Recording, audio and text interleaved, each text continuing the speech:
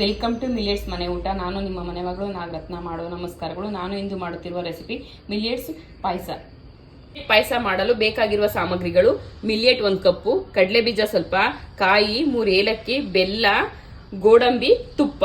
ಈಗ ಮಾಡೋಣ ಬನ್ನಿ.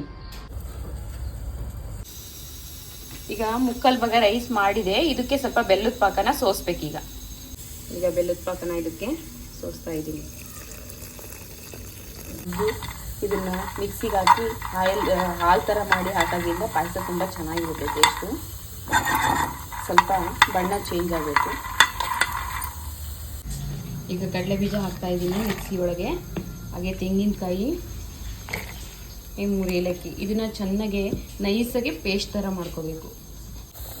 ಈಗ ಪೇಸ್ಟ್ ಮಾಡಿದನ್ನ ಹಾಕ್ತಾ ಇದ್ದೀನಿ ಇದಕ್ಕೇನೆ. ಇದಕ್ಕೆ ನೀರು ನಮಗೆ ಎಷ್ಟು ಬೇಕೋ ಅಷ್ಟು ಹಾಕ್ಬೋದು ಕ್ವಾಂಟಿಟಿ. ಈಗ ತುಪ್ಪ ಹಾಕ್ತಾ ಇದ್ದೀನಿ ಇದಕ್ಕೆ. ಈಗ ಇದಕ್ಕೆ ಗೋಡಂಬಿ ಹಾಕಿ ಸ್ವಲ್ಪ ಬ್ರೌನ್ ಕಲರ್ ಬರೋ ಥರ ಫ್ರೈ ಮಾಡ್ಕೋತೀನಿ.